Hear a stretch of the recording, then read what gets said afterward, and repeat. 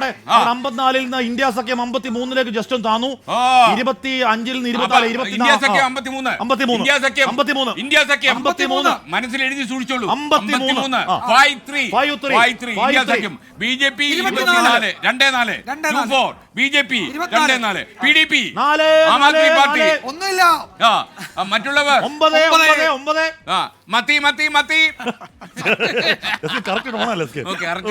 ഇത് എനിക്കൊന്നറിയോ, നല്ല ശീലമുള്ള പോലെ തോന്നുന്നു. നല്ല അല്ലേ, നല്ല ഫീലാ. മത്തി പറയുമ്പോഴേ അല്ലേ, നല്ല രസമുണ്ട്. വീണ്ടും മാറി.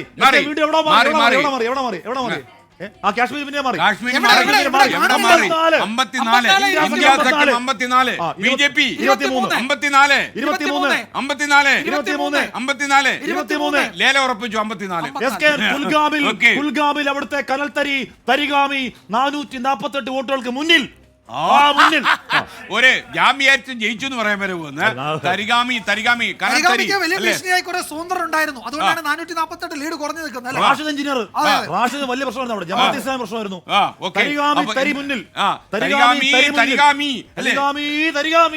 വിജയിച്ചോളൂ, നമുക്ക് പ്രശ്നം. എന്തെങ്കിലും രാഷ്ട്രീയ നീക്കങ്ങൾ ഉണ്ടോ? ഒരു നീക്കവും ഇല്ല. കോൺഗ്രസ് ആസ്ഥാനത്ത് പടക്കം പൊട്ടിക്കൽ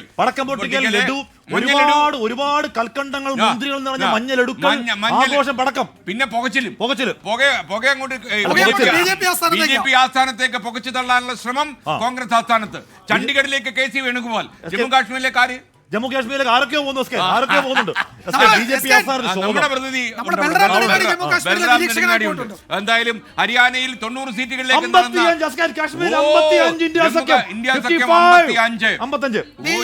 ബിജെപിക്കാർക്ക് ഇത് കഷ്ടകാലം.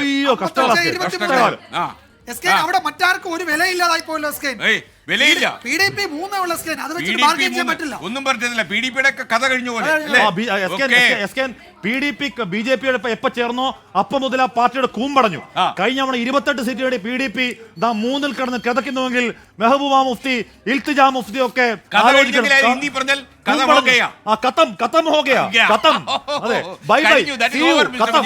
PDP 3 സീറ്റുകളിൽ ജമ്മു കാശ്മീരിൽ അവരുടെ വിലപേശൽ ബാർഗൈനിങ് പവർ പോയി. അപ്പൊ ഇനി ഹരിയാനയിലേക്ക് പോയാൽ 67 സീറ്റുകളിൽ കോൺഗ്രസ് ലീഡ് ചെയ്യുന്നു. 19 മണ്ഡലങ്ങളിൽ BJP-യും JJP ഒരു സ്ഥലത്തും ഇല്ല. INLD ഒരു സ്ഥലത്തും, മറ്റുള്ളവർ 3 സ്ഥലത്തും ലീഡ് ചെയ്തു. 90 സീറ്റുകളിലേക്ക് നടന്ന തെരഞ്ഞെടുപ്പിൽ കേവല ഭൂരിപക്ഷത്തിൽ 46 സീറ്റുകൾ ലീഡ് ചെയ്താൽ മതി. എന്നാൽ ഇപ്പോൾ കോൺഗ്രസ് 67 സ്ഥലങ്ങളിൽ ലീഡ് ചെയ്യുന്ന ചിത്രമാണ് ഹരിയാന പൊളിറ്റിക്സിൽ നിന്ന് വരുന്നത്. ഹരിയാനയിൽ BJP തകർന്നടിയുന്നു. ആടാപാടലം വീണു. വോട്ടെണ്ണൽ തുടങ്ങി ഏതാണ്ട് 1.5 മണിക്കൂർ ആകുമ്പോഴേക്കും ഈ 2 സ്റ്റേറ്റിൽ ഒരു ക്ലാരിറ്റി വന്നു. അതായത് രണ്ടിടത്തും ഇന്ത്യ സഖ്യം എന്ന നിലയിലേക്ക് കാര്യങ്ങൾ ഇപ്പോൾ എത്തുന്നു. അപ്പൊ ഇത് മാറില്ല എന്ന് നമ്മൾ പറയുന്നില്ല, പക്ഷേ ഇപ്പൊ ഒരു ക്ലാരിറ്റി ഉണ്ട്.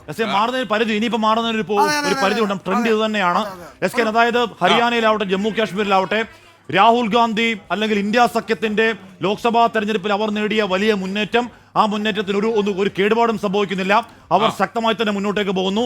അവിടെ ജമ്മു കാശ്മീരിൽ ഈ പറഞ്ഞ BJP മുന്നോട്ട് വെച്ച നയാ കാശ്മീർ എന്ന് പറയുന്ന ആ സംഗതി ആർട്ടിക്കിൾ 370 അബ്രോഗേറ്റ് ചെയ്തത് 2 ഭാഗമാക്കുന്നു. ഒരു ഇമ്പാക്ട് ഉണ്ടാക്കുന്നില്ല.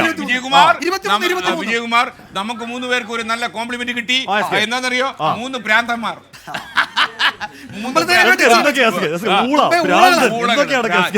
ഇലക്ഷൻ റിസൾട്ട് പറയാമെന്ന് ഓക്കെ. അപ്പൊ ഇത് പറഞ്ഞിരിക്കുന്ന അബ്ദുൽ സലാം, കൺഗ്രാറ്റുലേഷൻ. നമ്മുടെ രോഗം കണ്ടുപിടിച്ച് you are not a small man, you are a doctor.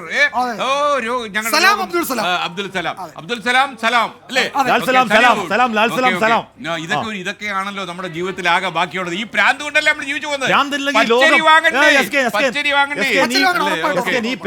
ലോകം നന്നായിട്ട് പോകുന്ന ഭ്രാന്തന്മാരാണ് ലോകം മാറ്റിയിട്ടുള്ളത്. ലോകത്തെവിടെയായാലും ഏത് സമയത്തും 24 വാർത്തകളും ഓഗ്മെന്റഡ് റിയാലിറ്റി പാക്കേജുകളും എക്സ്പ്ലെയിനറുകളും വിശദമായി കാണാൻ ഞങ്ങളുടെ YouTube ചാനൽ നിങ്ങൾക്ക് സബ്സ്ക്രൈബ് ചെയ്യാം.